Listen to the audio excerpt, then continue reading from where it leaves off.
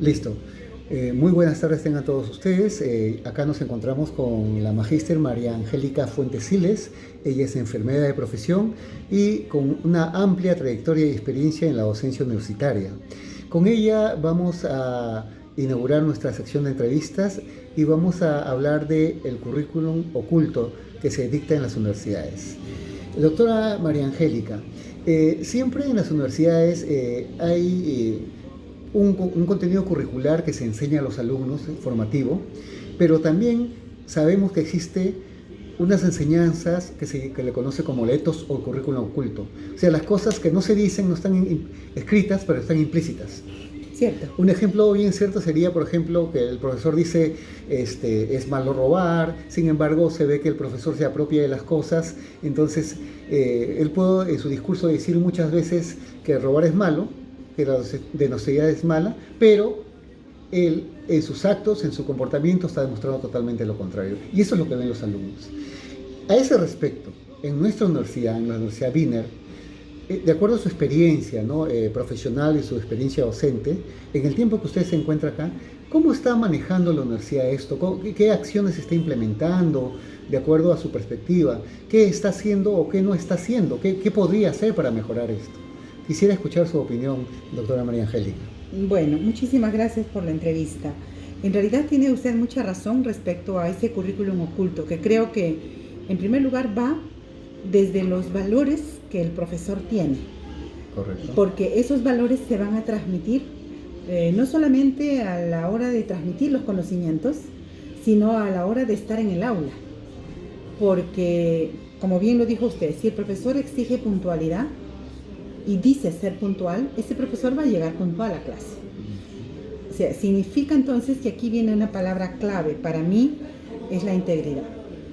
Y en esa integridad entendida como que tiene que haber coherencia entre lo que pienso, lo que digo, lo que siento y cómo actúo. Si no hay coherencia en esos aspectos, considero que el profesor va a hablar en vacío.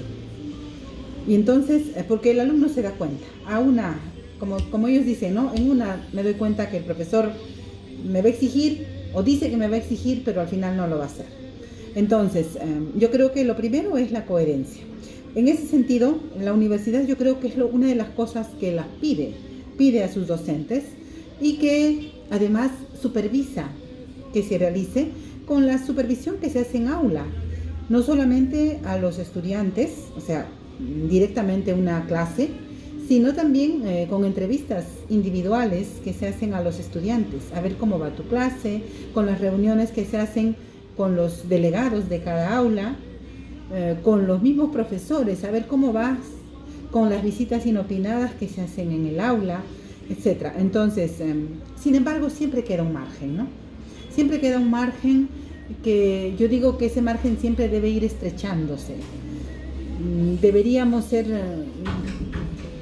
creo yo, nuestra meta debería ser tan íntegros que no necesitemos que nos supervisen.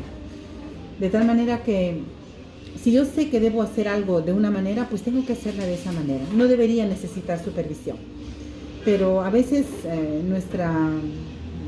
¿qué decir? No sé si cultura, entre comillas y subrayado, lo pondría yo, negativamente vista, hace que digamos, no, el peruano es así, no, el peruano es asá, y entonces eso nos daña.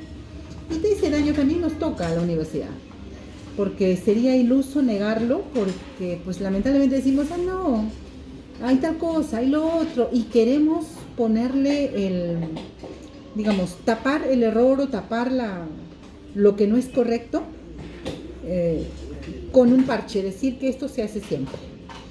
Entonces, frente a eso, yo creo que habría que promover entre los profesores una cultura de cambio, de apertura, de mentalidad, para que pueda estar siempre dispuesto el docente a ser un aprendiz.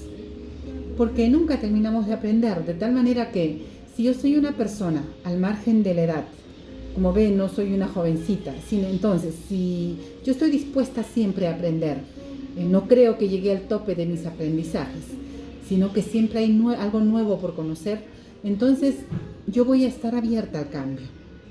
Voy a estar abierta a mejorar siempre, voy a estar abierta a escuchar opiniones inclusive adversas respecto a mi quehacer docente. Entonces, siempre voy a estar dispuesta a mejorar.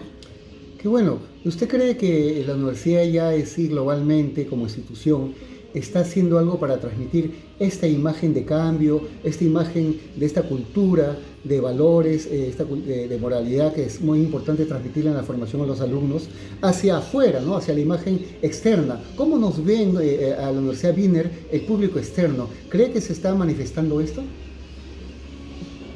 Yo ahí mi opinión sería de repente un poco reservada porque yo apenas tengo un año. Sin embargo, las opiniones que yo he recibido fuera de la Universidad Wiener son muy buenas. Es una universidad que tiene trayectoria, no nació ayer. Entonces, eso hace que ya tenga cierta madurez.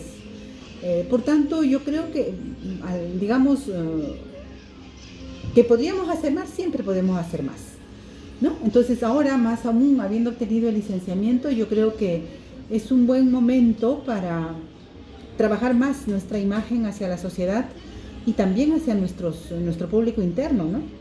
Para que podamos siempre pulir esas pequeñas cosas que podamos encontrar y ver en el día a día.